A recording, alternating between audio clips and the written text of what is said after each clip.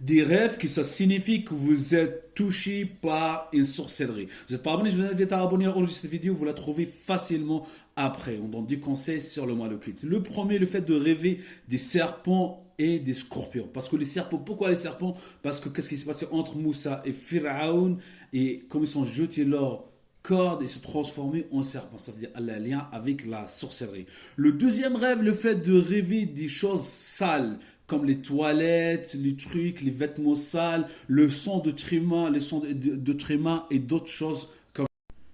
Le deuxième, le fait de voir les choses, comme on a dit, les choses sales. Troisième, le fait de rêver de poison. Le fait de rêver de poison, boire de poison, rêver de poison, quelqu'un qui boit de poison, tout ça, c'est pas bon. Le fait de rêver des talismans, tout ça, ça signifie que aussi vous êtes touché par quelque chose ou la sorcellerie.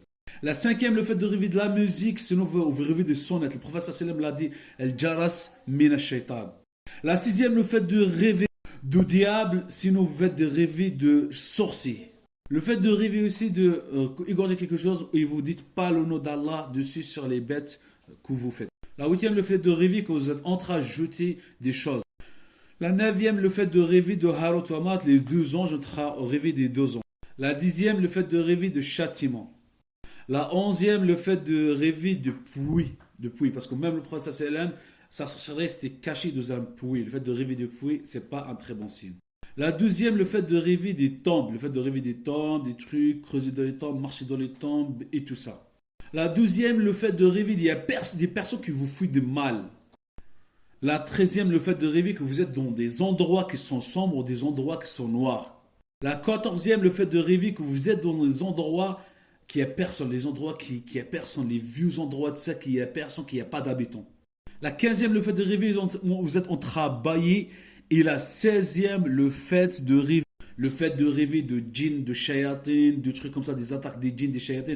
Tout ça, ça signifie que vous êtes touché par une sorcellerie. Si vous avez ces symptômes-là, qu'est-ce qu'on peut faire? Quelle démarche on peut prendre? Surtout, on ne va pas se diriger vers la ruqya directement. Il faut la première des choses, il faut diagnostiquer et comprendre la chose, qu'est-ce que vous avez exactement, et après on peut aller vers les traitements ou vers la ruqya pour se traiter rapidement.